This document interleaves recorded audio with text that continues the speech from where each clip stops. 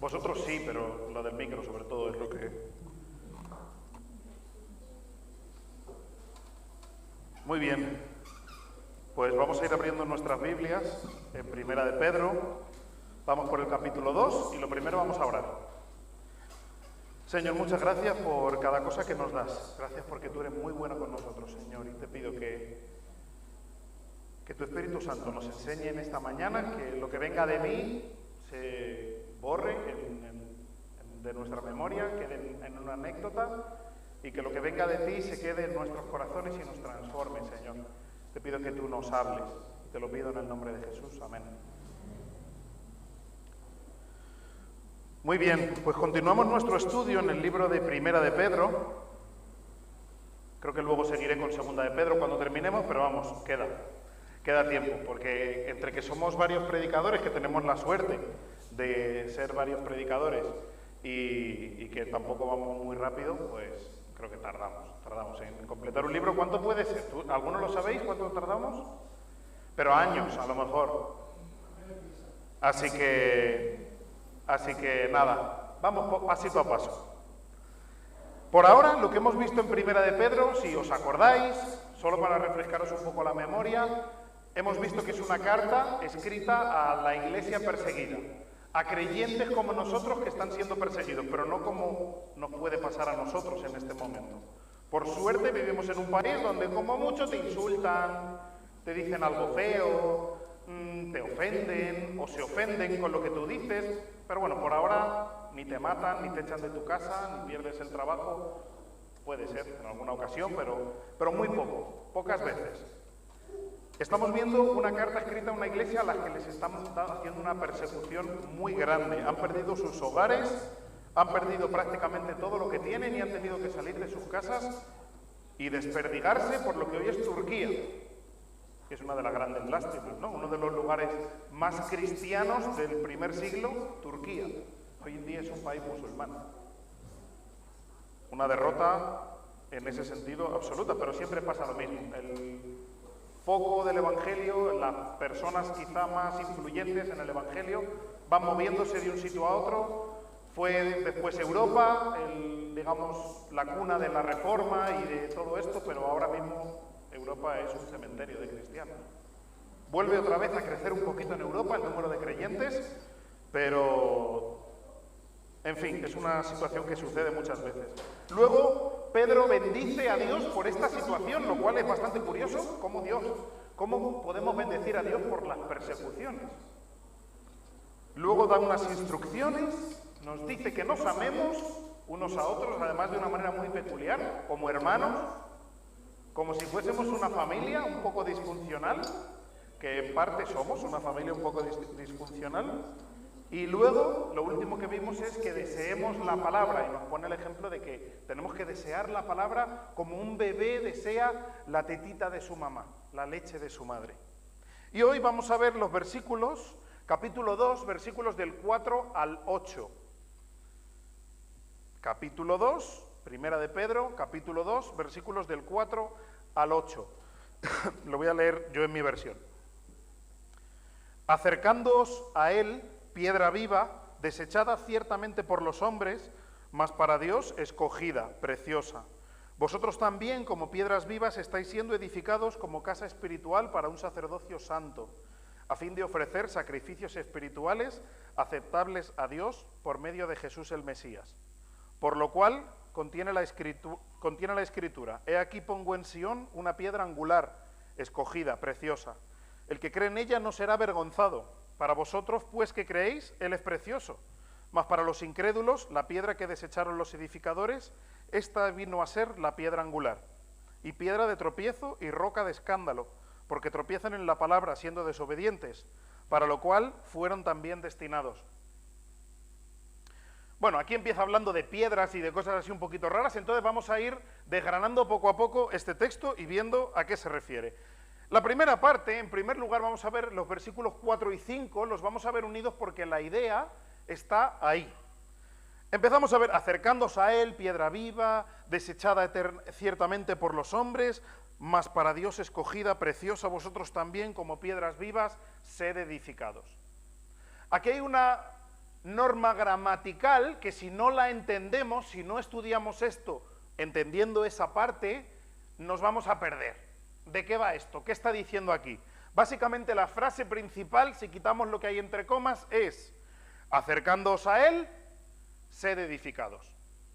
¿Vale? Acercándoos a él, sed edificados. Esto se llama un explicativo y son frases que vienen entre comas para explicar lo que se ha dicho antes, para dar más sentido a lo que se ha dicho antes, ¿vale? Por ejemplo, si yo digo, David, coma, el papá de Natán, coma, es feo, ¿vale? Si yo digo esto, ¿quién es feo?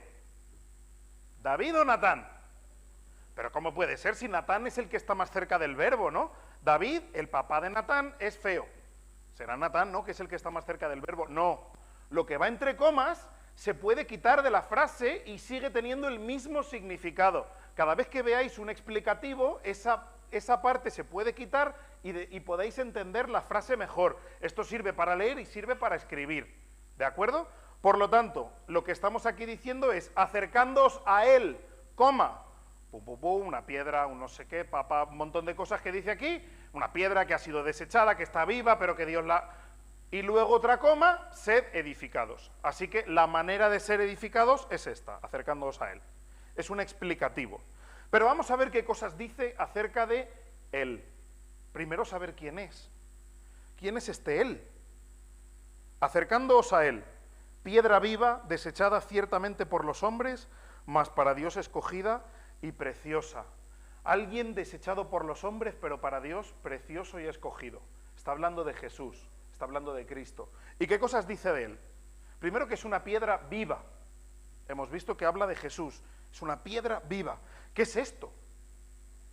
¿Qué es una piedra viva? Una piedra, sabéis lo que es, ¿verdad? Sabemos que una piedra es un material mineral y duro. Esto es, según la RAE, tiene que ser así. Si es blandito, si es polvo, no es una piedra, es arena, y tiene que ser material mineral. No puede ser un tronco, por ejemplo. Es una piedra, pero que además está viva. Es una piedra que está viva. ¿Y para qué sirven las piedras? Para construir, para destruir, para decorar, incluso para muchas cosas. Tienen muchas razones de ser. Qué raro, ¿no? ¿Qué es esto de que Jesús es una piedra viva? Vamos a seguir viendo a ver qué más nos dice, porque esto por ahora... A ver, Jesús es una piedra viva, vale. Pero a ver qué más nos dice este texto. En segundo lugar, nos dice que esta piedra viva ha sido desechada por los hombres, mas para Dios ha sido escogida y preciosa. Jesús es una piedra viva desechada por los hombres, pero escogida por Dios. ¿De verdad? ¿De verdad los hombres rechazan a Jesús? Si tú le dices... Bueno, cuando vino, lo mataron. Pero si tú le dices hoy en día a la gente, ¿tú odias a Jesús? A un no creyente. Seguramente te va a decir que no, ¿no? A no ser, no, ni siquiera un musulmán. Porque hasta los musulmanes tienen cierto respeto a Jesús. La gente te diría que no. No, yo no odio a Jesús. ¿Cómo voy a odiar a Jesús? Si era un maestro. Si dijo que había que respetar a todo el mundo. Si dijo un montón de cosas. Pero empieza a hablarles del carácter de Dios. Empieza a hablarles, ¿cuál es el carácter de Dios? Su ley. Empieza a hablarles de su ley. Empieza a hablarles de quién es Él, de cómo es Él. Y veréis que rápido empiezan a odiarle. Empieza a decir hoy que el matrimonio, por ejemplo, es algo para siempre. Díselo. Que el matrimonio es solo entre un hombre y una mujer. Díselo, ya verás que rápido empiezan a odiarla. Di que si eres hombre, y si eres mujer, eres mujer. Di que el sexo solo está destinado para el matrimonio y por tanto solo entre un hombre y una mujer que se han casado y se han comprometido ante Dios para siempre. Díselo.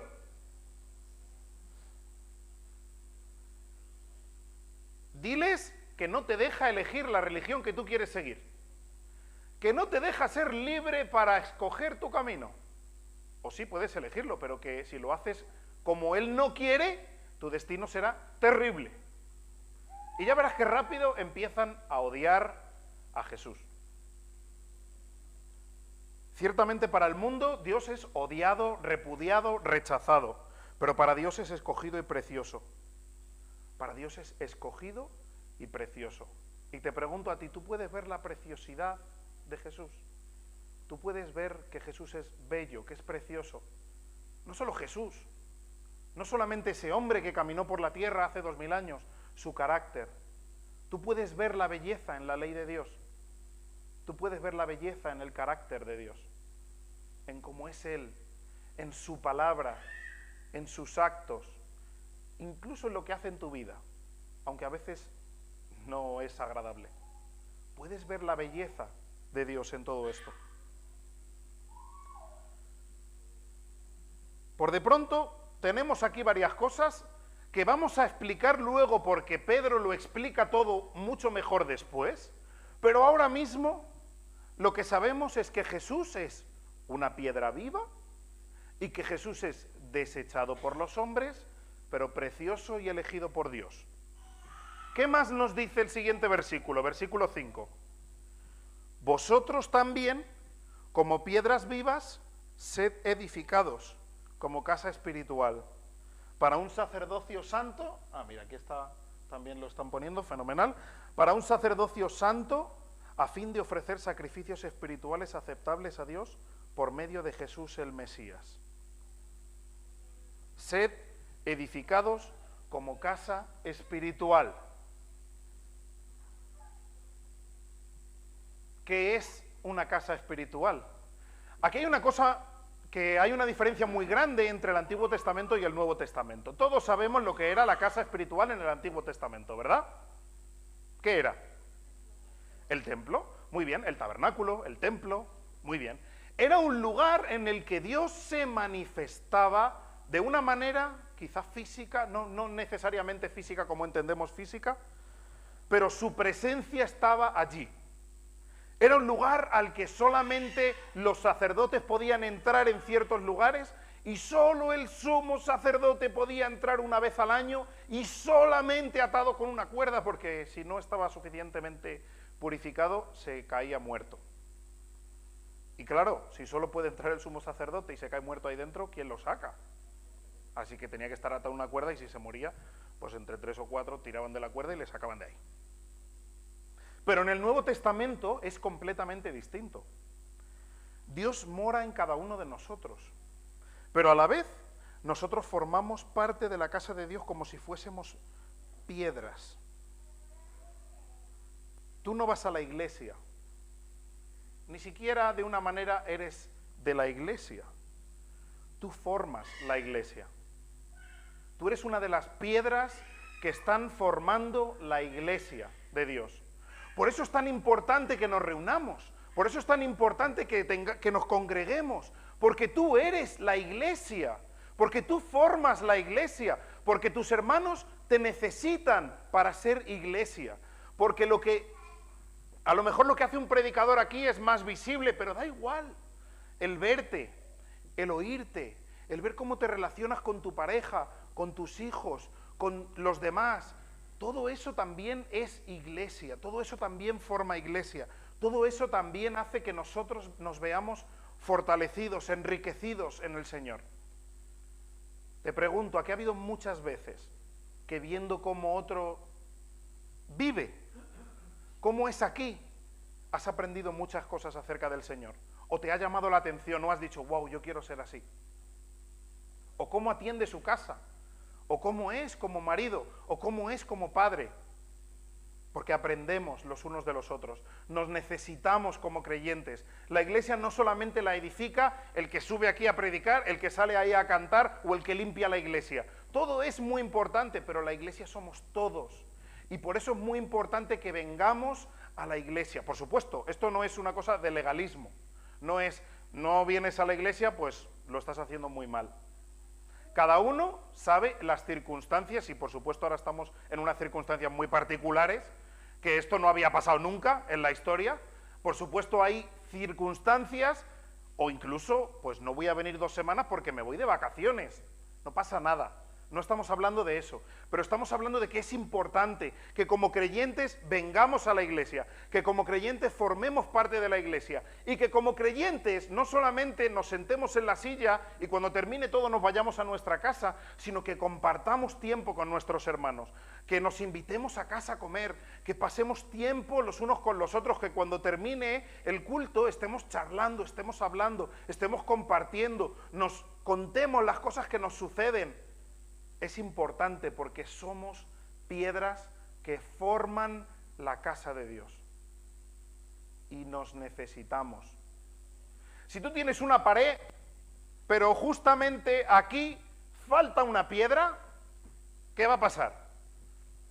Pues se va el calor, se va el frío, el sonido no funciona exactamente igual, es muy posible que esa pared se derrumbe en algún momento a causa del tiempo, o por lo menos con un golpe, va a manchar mucho más porque caen cascotes.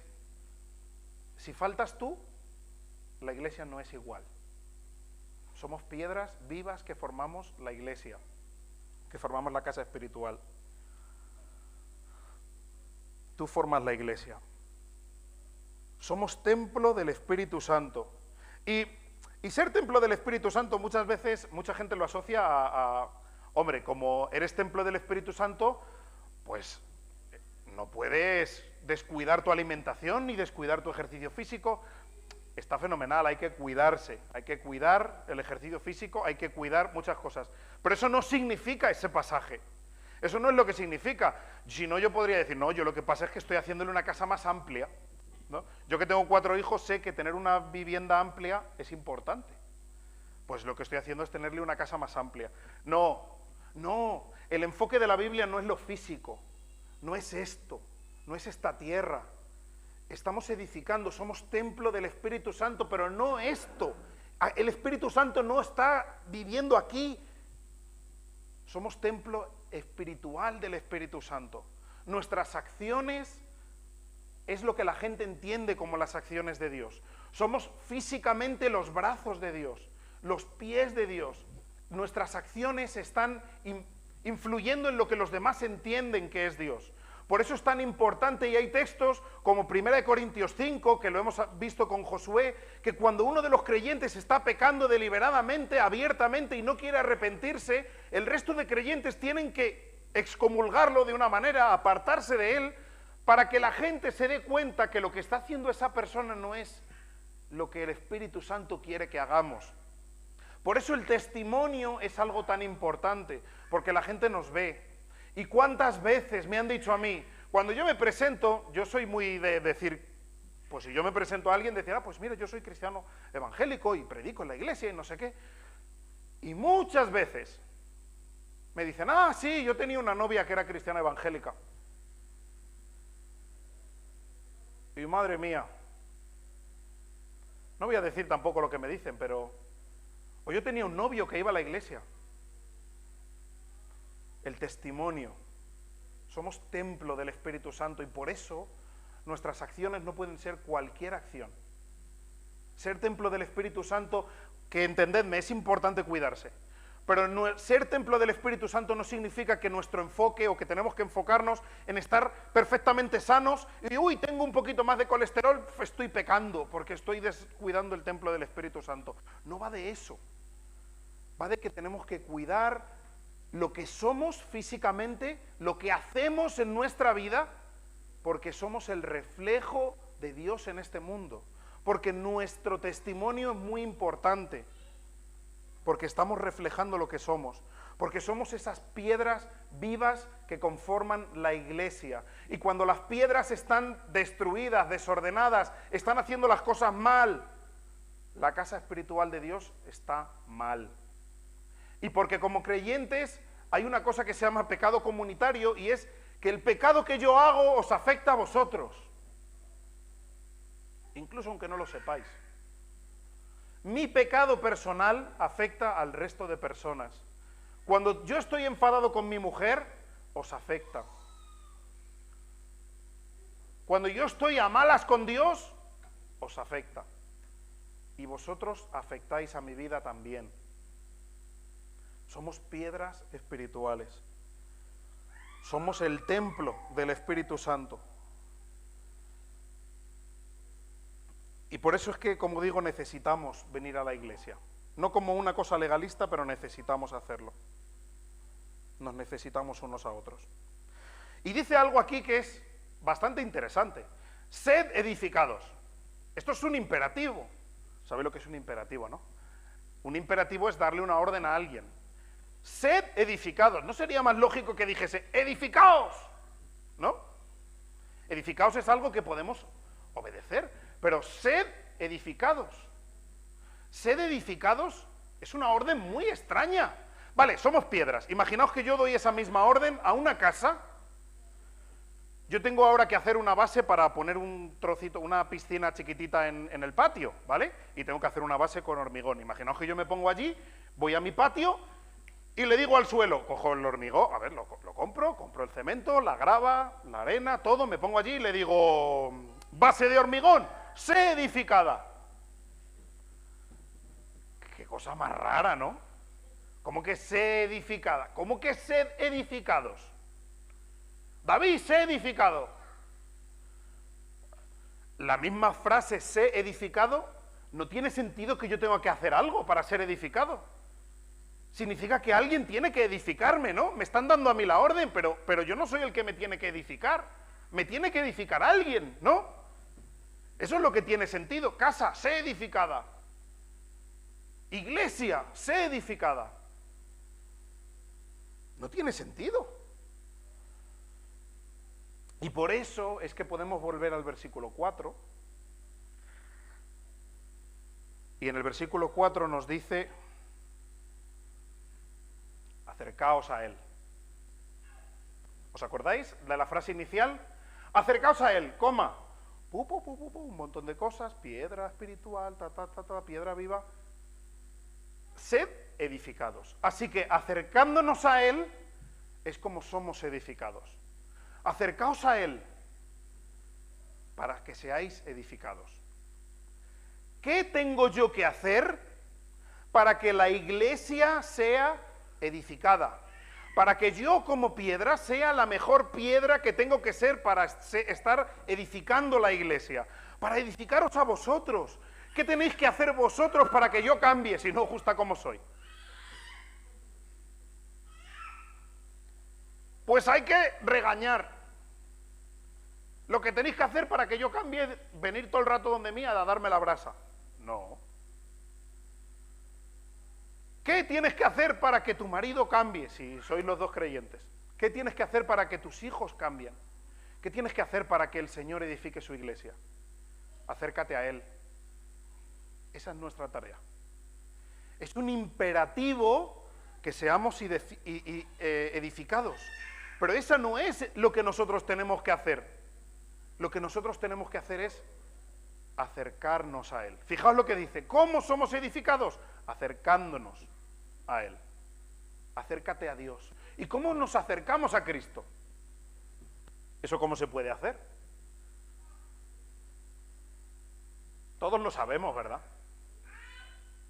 No voy a dar ningún secreto diferente. Vimos la última semana a través de su palabra. A través de su palabra. Lees la Biblia. Estudias su palabra. Amas su palabra. A través de la oración. Oras. Pasas tiempo con Dios en oración. Pero hay más cosas, ¿eh? También se puede ayunar. Ayunas. ¿Has ayunado alguna vez?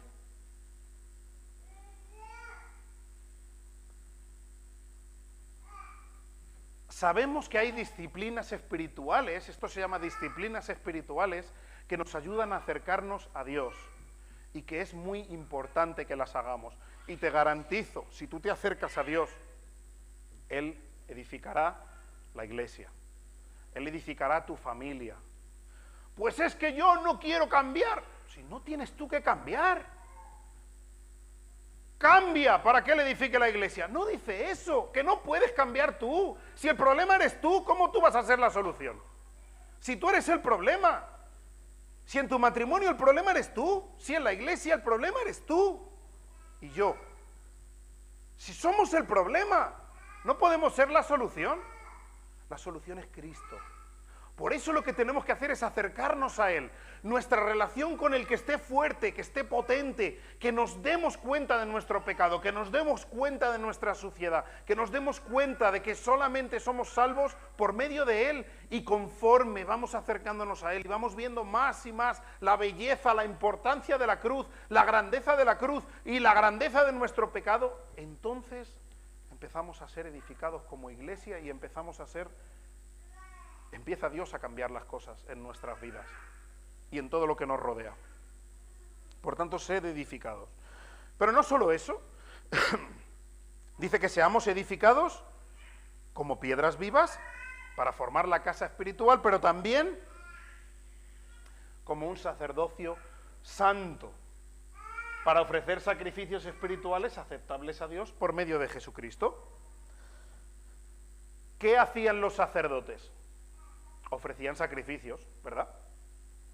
Hacían muchas más cosas. Los sacerdotes limpiaban el templo, servían a Dios de una manera. Y además aquí dice que somos sacerdotes santos, luego además estamos hablando de que somos sacerdotes santificados. Ya vimos lo que es algo santo, algo que su destino, su propósito es servir al Señor. Si tú eres santo, significa no que tienes que hacer cosas de santo, sino que tu propósito, cuando tú estudias en el instituto, cuando tú estás trabajando en tu trabajo, cuando estás siendo marido, cuando estás siendo padre, el propósito de todo eso, tu objetivo cuando estás haciendo esas cosas, es darle a Dios la gloria.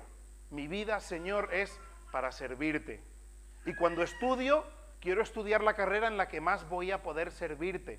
Y cuando voy al trabajo, Señor, por supuesto, quiero ganar dinero, pero quiero servirte en mi trabajo y ser luz. Y cuando estoy siendo padre, quiero que mis hijos estudien, que sean responsables, que digan gracias y por favor, pero lo que más quiero es que mis hijos caigan a los pies de Cristo. Porque nuestro objetivo en esta vida, como santos, es servir al santo. Por tanto, somos sacerdotes santos. Y dice que podemos ofrecer sacrificios aceptables a Dios por Cristo. Gracias a Cristo. Cualquier otra cosa no es aceptable a Dios. Yo hice hace muchos años, cuando era joven y lozano, hice el Camino de Santiago. No porque hiciese un peregrinaje ni nada parecido, sino porque surgió la ocasión de hacer el Camino de Santiago en una asociación de jóvenes que teníamos, no eran creyentes ni nada, y dije, pues me voy con ellos. Y me fui con ellos y fue estupendo. Llevaba mi Biblia, iba todos los días, les leía la Biblia, bueno, muy, muy interesante, un montón de tiempo. Claro, créeme, ¿tienes tiempo para hablar? Muchísimo. Entonces íbamos como 20 personas y siempre hablando de la Biblia y no sé qué, bueno, fue la verdad una maravilla. Y recuerdo ver a un hombre con los pies sangrando, caminando por un camino así. Pongo aquí para que me vean mejor. Así. ¡Ay! Estaba haciendo un sacrificio a Dios. Pero sabéis que los sacrificios que hacemos a Dios que no sean a través de Cristo no valen para nada. Ese señor que se recorrió cientos de kilómetros andando descalzo, con sus pies sangrando, seguramente se le infectaron, no lo sé, espero que no los perdiese. No valió para nada. Fue una tontería. Porque a Dios no le podemos hacer los sacrificios que nos dé la gana a nosotros. El Señor solamente acepta los sacrificios que son a través de Cristo y solamente los sacrificios que Él nos dice que tenemos que hacer. Otra cosa que vi, estuve en el de excursión también con la misma asociación, con el mismo grupo de personas, fuimos al monasterio de Montserrat. No sé si alguna vez habéis estado. Es muy interesante, hay unos sitios así vamos, que está como excavado en la roca, tiene una roca así que hace como si fuese un tejado, es espectacular. Si un día tenéis la ocasión de verlo, es espectacular. Pues hay unas escaleras que están excavadas en la roca y que tienen ya la forma, y había una señora de rodillas subiendo por las escaleras. Y la señora estaba de rodillas y subía un escalón. ¡Ay! Y en ese escalón se quejaba. ¡Ay! Y subía otra vez. ¡Ay! Y así iba la señora subiendo, no sé cuántos escalones son muchos. Los escalones de rodillas, haciendo un sacrificio a Dios. Si no eres un sacerdote santo, no puedes ofrecerle nada a Dios. Tus sacrificios no valen para nada ante Dios, a no ser que lo estemos haciendo a través de Cristo, como dice este pasaje. Sacerdocio santo para ofrecer sacrificios espirituales aceptables a Dios por medio de Jesucristo. Solo lo que viene a través de Jesucristo es aceptable para Dios. Lo que no, no, ni siquiera aunque sea el sacrificio más grande del mundo. No. Por tanto, nosotros somos tanto piedras vivas para edificar la casa de Dios como sacerdotes santos para ofrecer sacrificios. ¿Le ofreces sacrificios a Dios? Porque Dios quiere que tú le des sacrificios. Pero no sacrificios porque así cumples los requisitos que hay que tener para ser cristiano, porque para ir al cielo hay que hacer sacrificios. No es eso. Los sacrificios cristianos son así. Como Él ya me ha dado tanto, tanto, tanto, Él es digno de que yo sea el mejor esposo que pueda. Él es digno de que yo sea padre, lo mejor que pueda. Él es digno de que yo sea trabajador, lo mejor que pueda. Y cada uno de los sacrificios que nosotros hacemos son porque Él es digno. No es porque así vamos a conseguir el favor de Dios. El favor de Dios ya lo tenemos. Hay una diferencia muy grande entre el sacrificio que creen algunos, que para sacrificarle algo a Dios tengo que darme un latigazo en la espalda, que hay gente que lo hace, y que para sacrificarse ante Dios lo que hay que hacer es hacer lo bueno, porque Él es digno que hagamos lo bueno, incluso ante personas que no se lo merecen. Versículo 6. Vamos a entender un poquito más esto de que Jesús es la piedra viva, aunque ya hemos visto que nosotros somos piedras, pero ¿qué dice el versículo 6? Por lo cual contiene la Escritura: he aquí pongo en Sión una piedra angular, escogida, preciosa, el que cree en ella no será avergonzado. Esto está en Isaías 28:16, para que lo sepáis, ¿vale? Por si lo queréis saber, pero bueno, es prácticamente lo mismo. Y nos dice aquí que es la piedra angular, que Jesús es la piedra angular. ¿Qué es esto de la piedra angular? ¿Alguien sabe qué es la piedra angular? Son dos cosas diferentes. La primera definición de la piedra angular siempre es una piedra, ¿vale? Literal. Cuando se construía un edificio muy importante, se colocaba una piedra inicialmente, normalmente iba en una esquina y solía ser una piedra muy grande, que decía cómo iba a ir el resto de piedras en todo lo que son las paredes del edificio, ¿vale? Si yo pongo una piedra aquí, muy, muy grande, solía además estar decorada y poner que era la piedra angular de este edificio. Si yo pongo la piedra aquí, pues esta pared tiene que ir desde el borde de aquí, recto hacia allá, y esta pared tiene que ir para allá, pero estoy marcando también la anchura que tiene que tener el muro, etcétera, etcétera. Luego era la piedra clave para el edificio, la piedra más importante. Y nuevamente, si nosotros somos una casa espiritual, Él es la piedra angular. Él es la piedra clave, principal.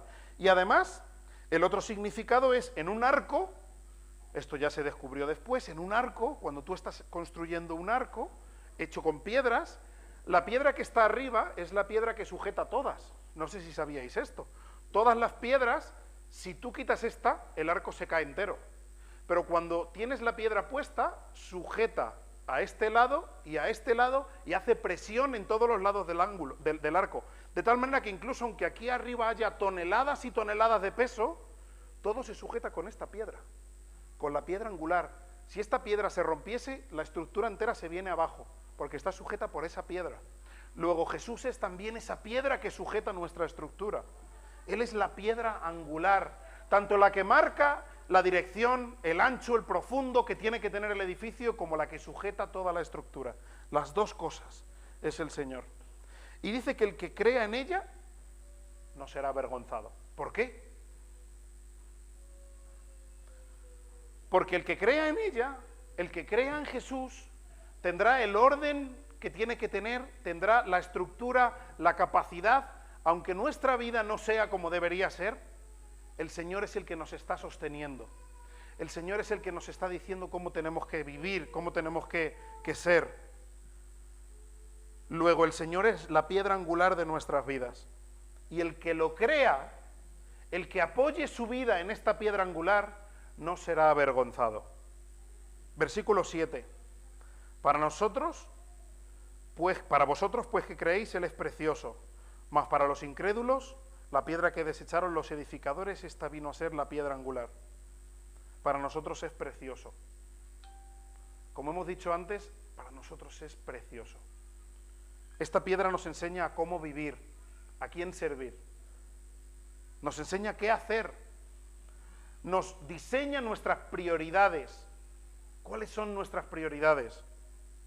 Nos guía, nos consuela, nos apoya, nos da esperanza, nos da todo esto. Pero ¿y para los que no? Para los demás ha sido desechada. Y por tanto, precisamente por eso, porque Él es la piedra angular, es que no saben cómo vivir. No saben a quién servir. Y gastan sus vidas sirviendo cosas que no les van a dar nada. No saben qué hacer. No saben cuáles son sus prioridades. Hay una frase que siempre me llama mucho la atención de Jim Carrey. ¿Sabéis quién es Jim Carrey? Es un actor muy famoso.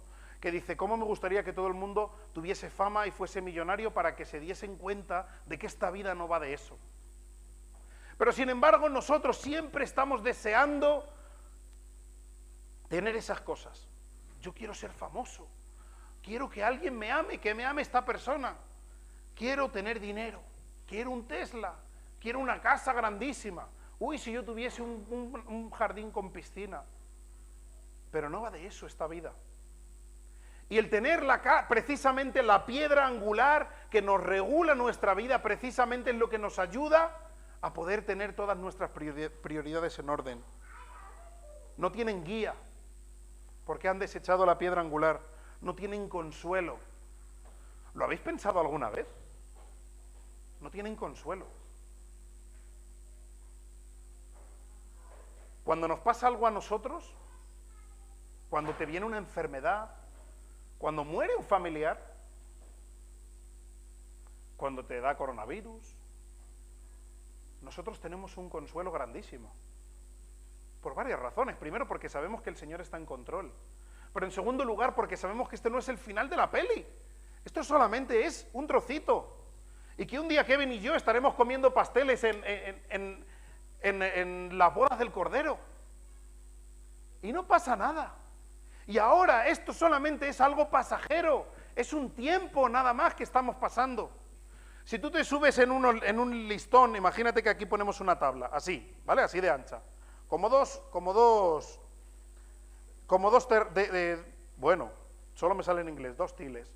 ¿Cómo se llama? Como 2 baldosas, madre mía, como 2 baldosas. Y lo ponemos de 3 metros de largo, ¿vale? Un tablón del tamaño de 2 baldosas y allí ponemos una silla. ¿Tú te atreves a caminar por ahí? ¿A que sí? Pero imagínate que el mismo tablón lo pongo encima de 2 rascacielos. El mismo, 3 metros. La misma anchura. Y los mismos 3 metros. La misma tabla. Pero hay un rascacielos en un lado y otro rascacielos en otro lado. ¿Ahora te atreves a pasar por ahí? Es más, tú pasas por las sillas y dices, esto no pasa nada. Va, venga Daniel, inténtalo. Venga Josías. Pero sin embargo, si fuesen 2 rascacielos, ¿tú crees que yo diría, venga Daniel, pasa? ¿Por qué? Porque si me caigo del rascacielos, es definitivo. No hay un segundo intento. Si me caigo de aquí, me vuelvo a levantar. Tenemos que entender que nuestra vida es sobre la silla. En nuestra vida, los problemas no son definitivos. Las enfermedades no son definitivas. Ni siquiera un cáncer con metástasis, como tiene Nadia, es definitivo. Estás encima de la silla. Y te caes y no pasa nada. porque está el Señor y nos va a recoger el Señor. Y si perdemos un hijo, y si perdemos al marido, y si perdemos a la mujer, y si perdemos a los padres o lo que sea, es duro, es difícil, pero tenemos que entender que ha sido sobre las sillas. Y que en un tiempo, no dentro de mucho, volveremos a estar con ellos si conocen al Señor. Y que lo más importante que tenemos que tener nosotros en cuenta es que debemos estar a buenas con Dios. Que eso es lo verdaderamente importante. Que mientras Él sea la piedra angular de nuestras vidas, todo lo que pase es solamente caerse de la silla. Y por eso es lo fundamental. Y todos los que no tienen esa piedra angular están en la ruina absoluta, porque no tienen lo que mantiene su casa en pie. Y que aunque a mí me falle el corazón mañana o me muera de lo que sea, la piedra angular sigue en su sitio. Mi estructura sigue en su sitio.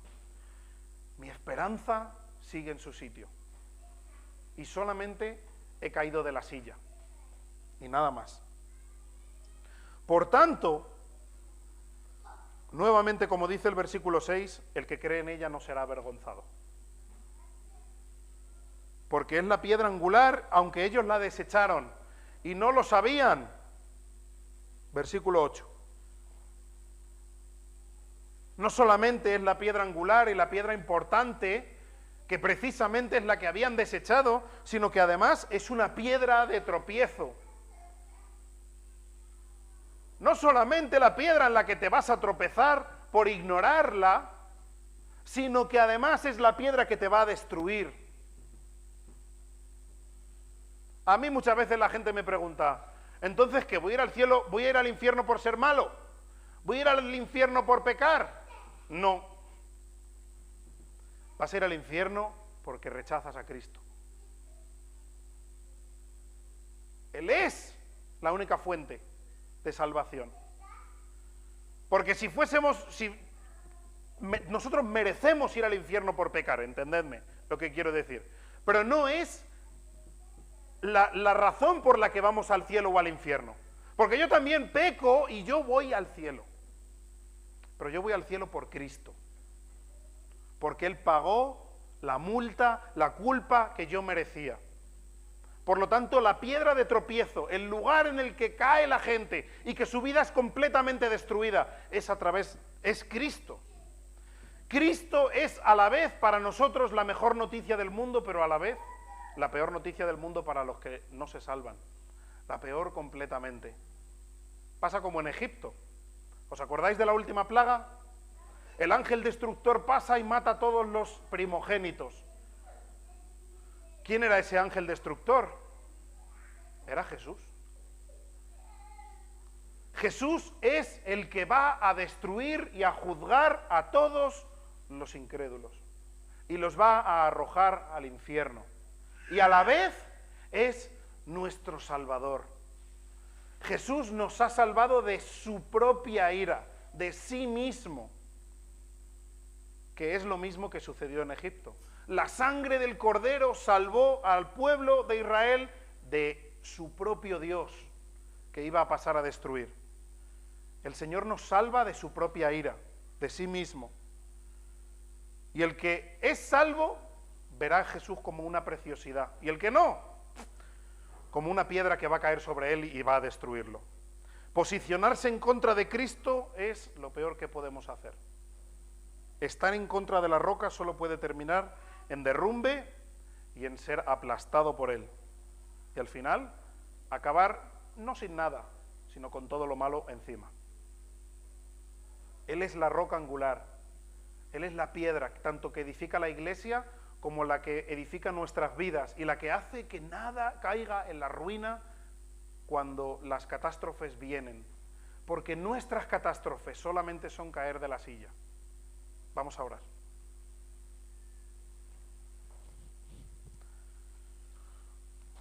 Señor, muchas gracias porque nuestra esperanza está en ti y debe estar en ti.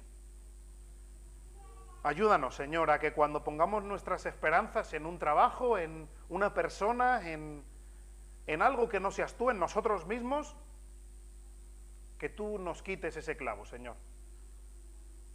Que tengamos la posibilidad de confiar en ti y de saber que tú eres el que guía nuestras vidas y de saber que tú eres el que nos controla, el que está sosteniéndonos, Señor. Gracias porque esta vida no es lo importante. Y en esta vida cualquier cosa que nos pase, que pasan cosas terribles, claro que sí, pero cualquier cosa que nos pase es simplemente caerse de las sillas al suelo. Ayúdanos a saber que lo que pasa aquí no es definitivo y que un día el final de la película es majestuoso, es maravilloso, es buenísimo.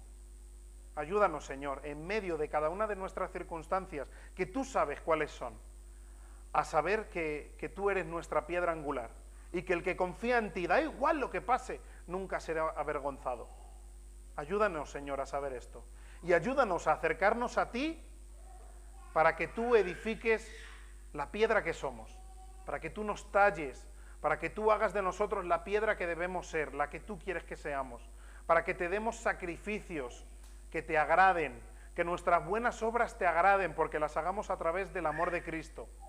Ayúdanos, Señor. Y si hay alguien aquí que no te conoce, que se dé cuenta que tú eres la piedra angular, que sin ti está perdido y que contigo es imposible que haya pérdida, Señor.